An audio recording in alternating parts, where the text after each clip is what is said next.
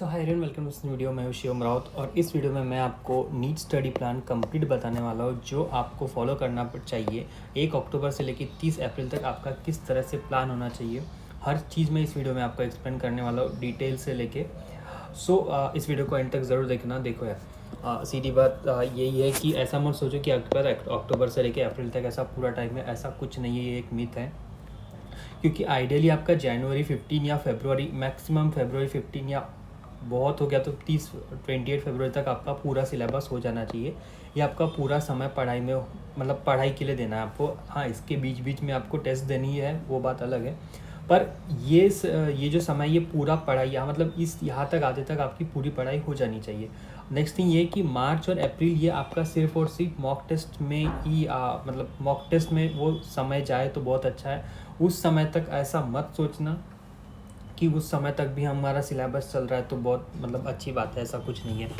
सबसे इम्पोर्टेंट चीज़ मैं ये बताना चाहूँगा आपको कि बहुत सारे कोचिंग में क्या होता है कि मार्च तक सिलेबस चलता है, मार्च के एंडिंग तक। उन बच्चों को मैं ये एडवाइस करना चाहूँगा कि अगर आपकी कोचिंग ऑनलाइन है या इवन ऑफलाइन भी है, और अगर आप मैनेज कर सकते हैं कि एक डिसेंट क्लासेस से, ऐसा नहीं कि मतलब वन शॉट वीडियो देख के आप अपना काम निपटा रहे हो, ऐसा मत सोचना। एक प्रॉपर कोचिंग क्लास जैसे कोई भी हो, जैसे पिछले साल के भी लेक्चर हो सकते हैं, या इस साल भी अगर कोई ऑनलाइन प्लेटफॉर्म है जहाँ पर लेक्चर्स हो चुके हैं, या उनके फरवरी मिड तक उनके सारे लेक्चर्स हो जाएंगे, तो मैं ये एडवाइस करूँगा कि आप देखो, आपका टाइम अगर जमता हो तो वहाँ से कर लो, और उतना आपका लेक्चर, उतनी आपकी पढ़ाई हो चुकी है ऐसा समझ लो। क्योंकि मार्च और अप्रैल तक वो सिलेबस ले जाना सच में बिल्कुल किसी भी तरह से अच्छा नहीं होता है। आपको टारगेट रखना है 650 प्लस का। इतना टारगेट, देखो टारगेट तो मैं कभी ऐसा नहीं बताता, किसी को भी ऐसा नहीं बताता कि आपने इतना टारगेट रखना है या इतना टारगेट का, कुछ ऐसा मत सोचो। तुम्हारे पास जितना सिलेबस है उतना पूरी पढ़ने की इच्छा रखना, पूरा पढ़ के होना चाहिए जितना सिलेबस है। ये आपका एक आइडियल मेंटालिटी होनी चाहिए। अगर हम मान के भी चलते हैं कि अपने को इतना टारगेट लाना है, तो उसके लिए हमें बायोलॉजी में 350 लाने ही पड़ेंगे, जो कि आज के समय में कोई ला सकता है। क्योंकि ऐसा मत सोचो, ऐसा इस तरह से सोचो ना इसको कि भाई एक बंदा जब 720 ला सकता है तो कोई भी ला सकता है। 720 लाने वाली जो बात है ना, ये कुछ साल पहले तक असंभव लगती थी लोगों को लगता था कि बस 650 या 680-90 मैक्सिमम हो गए। लेकिन जिस साल से पहला बंदे ने 720 लाना शुरू किया है, ये चीज़ नोट करना, उसके बाद से ही 720 वाला ट्रेंड शुरू हुआ। तो ये मतलब एक लोगों को विश्वास आ जाता है कि हाँ, ये बंदा अगर ला सकता है 720 तो मैं भी ला सकता हूँ। और इसी तरह से आप अपने लिए भी सोचो। रही बात इसकी, तो आपको फिजिक्स में 150 के ऊपर लाना ही होगा, और केमिस्ट्री में भी 150 के ऊपर लाना ही होगा आपने ये पूरे टारगेट कंप्लीट करने के लिए, एट लीस्ट चाहिए। क्योंकि आजकल कट ऑफ का तो पूछो ही मत इस साल। अब देखो, मुझे एक बंदे ने मैसेज किया था कि सर नीट की डेट आ गई, अब मैं क्या करूँ। देखो यार, डेट आनी ही थी, ठीक है।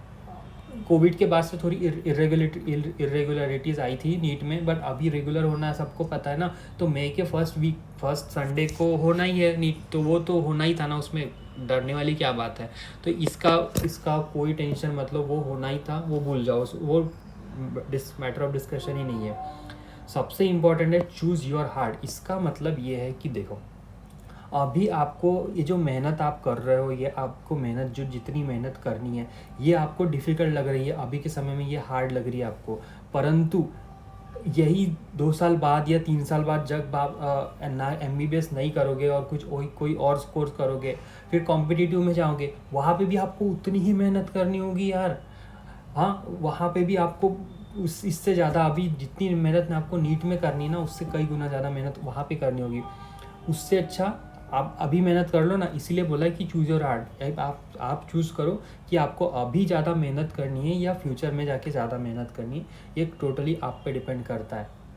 नाउ MBBS भी कर रहे हो ना, तो याद रखो कि एक अच्छी कॉलेज से करना और एक लो टायर कॉलेज से करने में बहुत फ़र्क होता है। इसको भी आप ध्यान रखना। नाउ सबसे जैसे अभी ये वीडियो मैं मतलब बना रहा हूँ ताकि 1 अक्टूबर को ये वीडियो रिलीज़ हो जाए, या 30 सितंबर को ये वीडियो मैं डाल दिया है समझो, जब आप देख रहे हो। तो एक चीज़ याद रखो कि अभी तक आपने जितना भी किया है, जितनी भी आपकी पढ़ाई हुई है, उसका आपको एनालिसिस करना है। Analyse your level of preparation till now. अभी तक आपने कितने झंडे गाड़े हैं, वो चीज़ खुद को पूछ के देखो, ठीक है। तो कुछ लोग ऐसे होंगे जिन्होंने अभी तक बहुत अच्छी पढ़ाई की होगी, उनका बहुत अच्छी पढ़ाई चल रही, तो उन्हें अपना इम्प्रूव करते जाना है। जैसा चल रहा है बहुत अच्छे से चल रहा है तो अच्छी बात है, और उसको अच्छा करने की कोशिश करो। और ये इसका आंसर आपका खुद का आंसर आपके ही पास होगा कि आप खुद में एनालिसिस करो कि मैं किस तरह से बढ़ा सकता हूँ। हर किसी का अलग अलग होता है। जो बंदा अभी तक अच्छे से पढ़ नहीं पाया है या फिर उसका बैकलॉग है, तो खुद को पूछो कि क्यों मेरा बैकलॉग आया, ठीक है। क्या मैंने दोस्तों के साथ ज़्यादा टाइम पास किया, मैंने क्या प्रोक्रास्टिनेशन किया, क्या मैंने लेजीनेस लिया, क्या मेरे में मोटिवेशन ही नहीं है, क्या मेरे में वो मतलब क्या मैं ये देख लो, ठीक है। प्रोक्रास्टिनेशन किया, मेरे में आलसीपना था, या फिर मोटिवेशन नहीं है, मैंने सोशल मीडिया में ज़्यादा टाइम पास किया, हाँ, दूसरे लोगों को, फालतू लोगों को फॉलो कर रहा था, उनकी बातें अभी तक। टॉक्सिक रिलेशनशिप्स में था क्या मैं, या नेगेटिव सेल्फ टॉक करता था, खुद को डाउट करता था। क्या मैं खुद को डाउट करता था। ये सब बातें आपको खुद को पूछनी है कि अभी तक आपका मतलब देखो यार, सीधी सी बात है, जो बंदे की पढ़ाई अच्छी चल रही है वो शायद उसने इस वीडियो पे क्लिक भी ना किया हो, लेकिन अगर आप ये वीडियो देख रहे हो तो सच में आपके कहीं ना कहीं लगे पड़े हैं, इसलिए आप ये वीडियो देख रहे हो। तो क्या वो फैक्टर है जिसके कारण आपने अभी तक अच्छे से पढ़ाई नहीं की? उस फैक्टर को अगर आप जानते नहीं हो, उस फैक्टर पे आप वर्क नहीं करते हो, तो कोई मतलब आपका भविष्य अंधकार में है। अभी तक भी अंधकार में था, आगे भी अंधकार में ही रहेगा, ये बात अभी निश्चित है। तो ये चीज़ में से अगर आपको लगता है कि या और भी कुछ, ये तो ठीक है, मैंने कुछ जो मेरे को समझे उतने मैंने लिखा, और भी कुछ कारण हो सकते हैं, तो वो चीज़ आप खुद में पहचानो और फिर आगे बढ़ो तो बहुत अच्छा होगा ना। जो चैप्टर्स आपके हैं, मतलब जो भी चैप्टर्स हैं आपके पढ़ाई के, उनको सिग्रेगेट करो। सबसे पहले आप सिग्रेगेट करो ना। बायोलॉजी में सबसे पहला बायोलॉजी, फिर केमिस्ट्री, फिजिक्स, इनमें आपने एक चैप्टर की लिस्ट बनानी है। जितने चैप्टर, टोटल चैप्टर्स की लिस्ट बना लो, केमिस्ट्री के जितने हैं और फिजिक्स के जितने हैं। सारे चैप्टर्स की लिस्ट बनाने के बाद ऐसा मतलब इसमें आप ऐसे भी कर सकते हो, ऐसा सोचो कि हाँ, इसके मेरे लेक्चर्स हुए हैं क्या, फिर मैंने इसके डीपीपी सॉल्व किया है क्या, इसमें भी ये लेक्चर हो गया, डीपीपी हो गया, हाँ, लेक्चर, डीपीपी, और भी रिवीजन हो गई क्या इसकी, एक बार एक रिवीजन हो गई क्या, और भी तुम्हारा क्या क्या स्टडी पैटर्न रहता है, उसके हिसाब से आप एक प्रॉपर ऐसा टेबल वाइज भी बना लिए ना, तो बहुत ही अच्छा होगा। आपको खुद को एनालिसिस करने के लिए बहुत ही अच्छा जाएगा। इसमें क्या करते थे, लेक्चर करते थे, डीपीबी होता था, रिवीजन होता था, फिर इसकी एमसीक्यू प्रैक्टिस हो गई, हाँ, इसमें क्या यही लिख देता हूँ मैं, एमसीक्यू प्रैक्टिस हो गई, और फिर इसमें क्या, इसके पीवाईक्यूज हो गए क्या पर चैप्टर के। तो ये सारी चीज़ें आपने एक अपना चार्ट बनाओ और प्रॉपरली इसको बाकायदा अपने दीवार पे स्टिक करो कि हाँ, मेरा ये एटलीस्ट, तो उसमें क्या होगा, आपको एक क्लैरिटी आएगी कि नहीं, हाँ, मेरा इतना बचा है, इसमें इतना बचा है, इसमें इतना बचा है। अगर आप सिग्रीगेट करके देखते हो तो आपको लगेगा कि यार, टोटल में देखोगे ना, समझो आपके 20 चैप्टर बचे, तो आपको क्या लगेगा, हाँ, मेरे 20 चैप्टर बचे, जो कि बहुत ज़्यादा है। पर अगर आप इस तरह से देखते हो कि हाँ, बायोलॉजी में अगर आप इस तरह से देखते हो कि मेरे बायोलॉजी में 10 बचे हैं, ठीक है, केमिस्ट्री में 5 बचे और फिजिक्स में 5 बचे, तो ये चीज़ आपको बहुत ही छोटा सा रिलैक्सेशन ज़रूर देगी और एकदम आपको टेंशन में जाने से बचाएगा। उसके साथ ही आपको एक बहुत बार हम भूल जाते हैं कि हाँ, हमने लेक्चर, तो ठीक है, लेक्चर कोई नहीं भूलेगा कि लेक्चर हुआ है या नहीं, पर डीपीपी हुई है या नहीं, ये चीज़ इंसान भूल जाता है। डीपीपी हुई है या नहीं, फिर उसकी रिवीजन की है या नहीं, या फिर उसके एमसीक्यू की प्रैक्टिस किया है या नहीं, एमसीक्यू की प्रैक्टिस या फिर पीवाईक्यू की प्रैक्टिस, ये बहुत बार हम भूल जाते हैं। तो इस तरह से अगर आप चैप्टर को सिग्रीगेट करके उनका प्रॉपर अपना टेबल बना के दीवार पे चिपका दोगे ना, आपको बहुत आसानी जाएगी, एंड तक आपके दिमाग में क्लैरिटी रहेगी। इनफैक्ट आपको टारगेट सेट करने में भी बहुत आसानी जाएगी कि हाँ, मेरे को इतना इतना करना है, ये होना चाहिए। नाउ सबसे एक बार एनालिसिस हो गया, अब देखो यार, ये चीज़ कोई नई बात नहीं बता रहा हूँ मैं, बट आपको बेसिक स्ट्रॉन्ग करने ही होंगे। अभी से वन शॉट वीडियोस के पीछे मत जाओ, भूल जाओ कि वन शॉट वीडियोस एग्जिस्ट करते हैं, बिल्कुल उस पर ध्यान नहीं देना। अभी बस अपने बेसिक स्ट्रॉन्ग करते चलो, ठीक है, अभी अपने बेसिक स्ट्रॉन्ग करते चलो, वन शॉट वीडियो को भूल जाओ। अभी आपके पास मोर देन इनफ टाइम है, आपका जितना बैकलॉग भी लगा होगा ना, तब भी आप अपने फेब के एंड तक सारा सिलेबस ख़त्म कर सकते हो। मोर देन इनफ टाइम है, तो इसके चक्कर में मत पड़ना।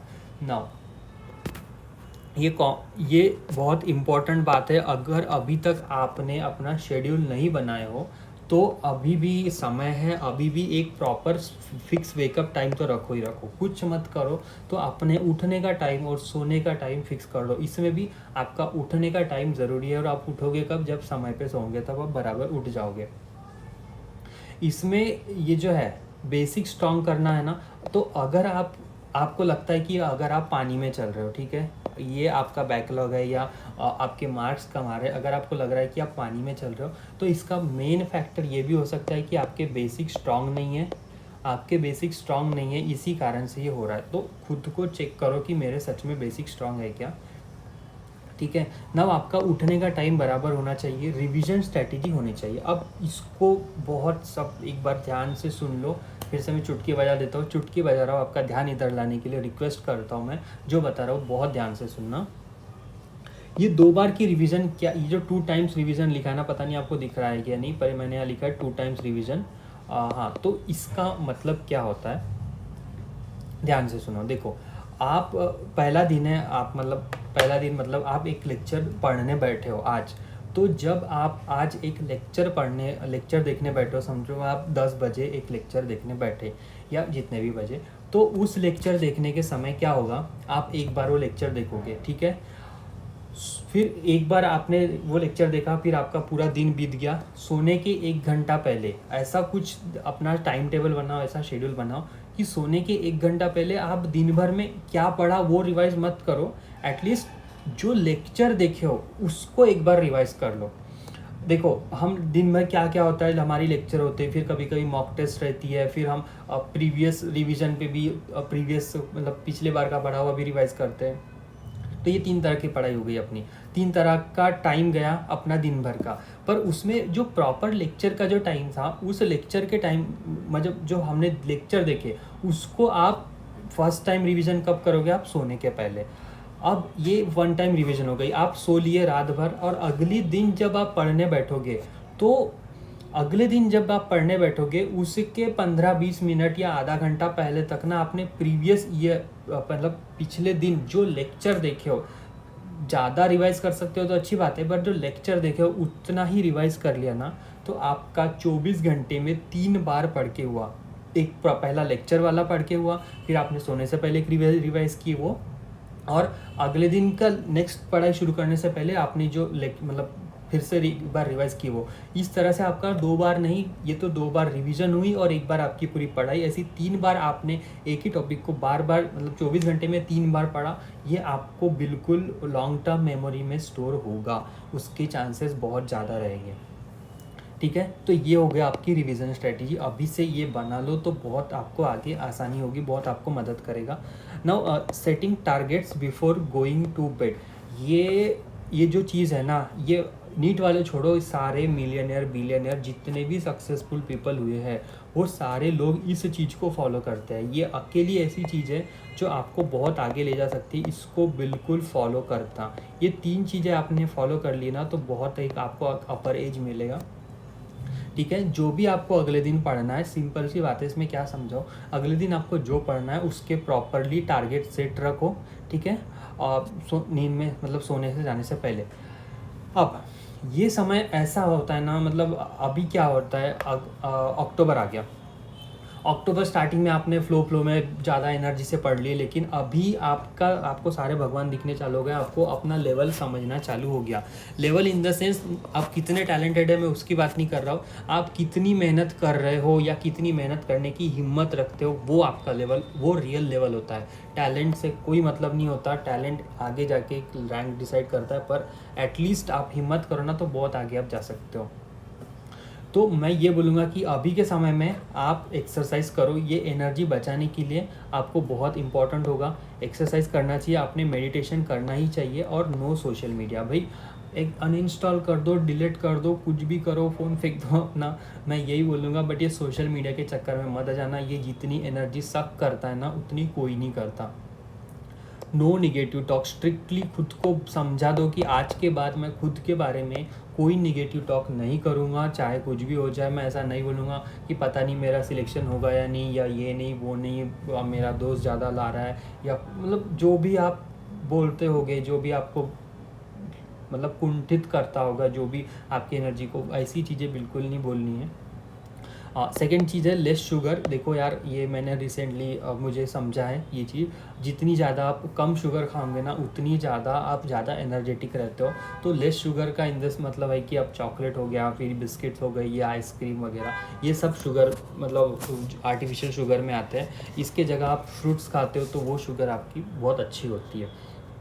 Now must have a revision schedule. अब इसको ध्यान से सुनना, क्या बता रहा हूँ मैं। तो मैं ज़्यादा एक्सप्लेन मतलब ज़्यादा टाइम नहीं लूँगा इसमें आपका। देखो, इसका मतलब है Monday, Tuesday, Wednesday, Thursday, Friday, Saturday, Sunday. ठीक है, तो मंडे से लेके फ्राइडे तक ये आपकी मतलब 1 रीडिंग हो गई, 1 रीड हो गया।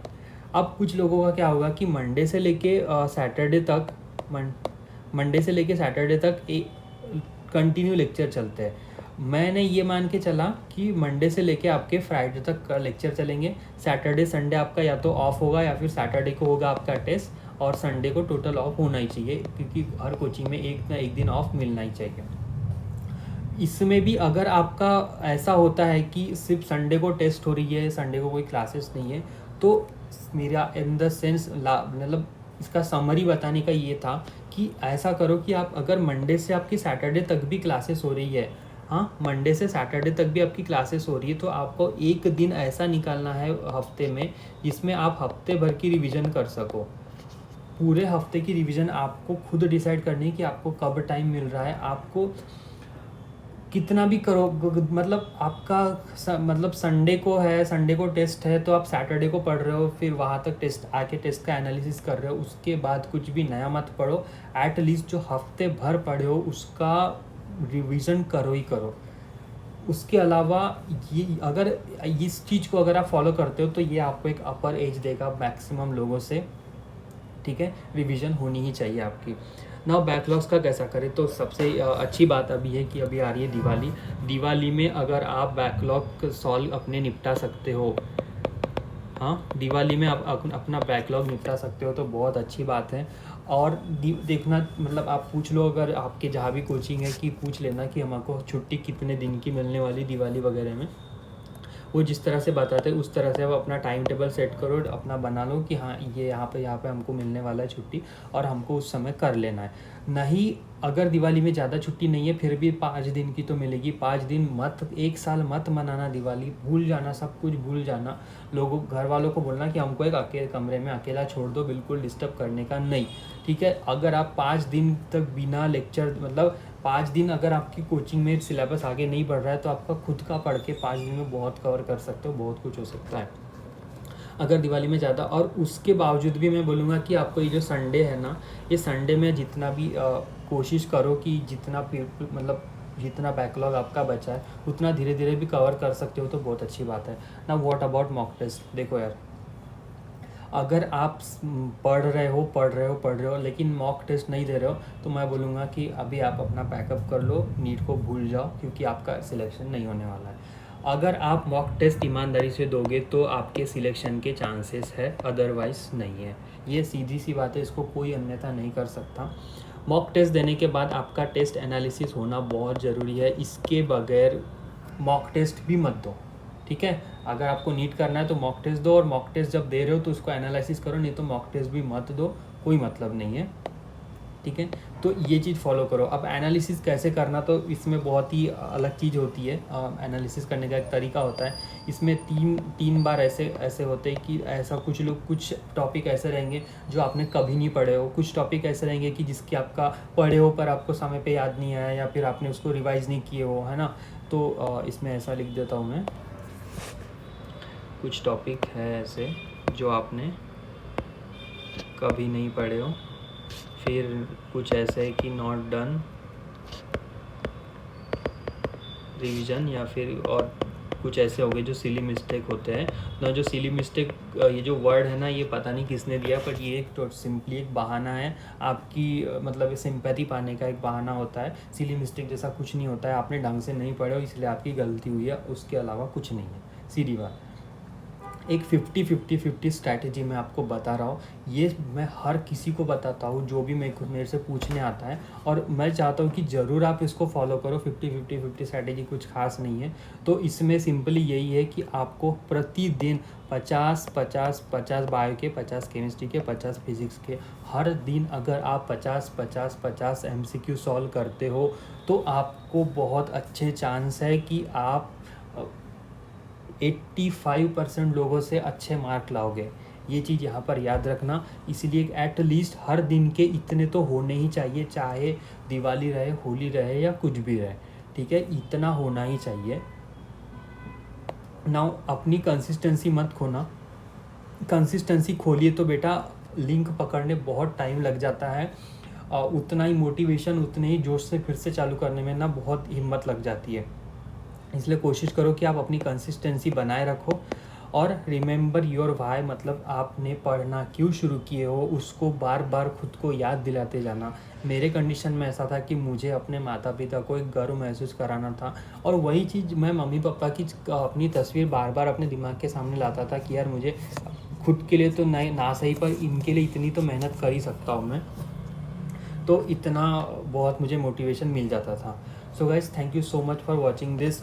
इसके बावजूद भी अगर आपको कुछ भी पूछना है तो मुझे इंस्टाग्राम पे बिना सोचे मतलब बिना डरे मैसेज कर सकते हो, बिना झिझक किए। और अगर आपको वीडियो पसंद आए तो इसे लाइक करना, चैनल को सब्सक्राइब जरूर कर देना, क्योंकि बहुत मेहनत लगी है और मैंने कोशिश किया कि जितना मैं हर चीज़ इसमें एक्सप्लेन कर सकूँ। फिर भी आपको कुछ पूछना हो तो कमेंट करके ज़रूर पूछ सकते हो। And thank you so much for watching this video.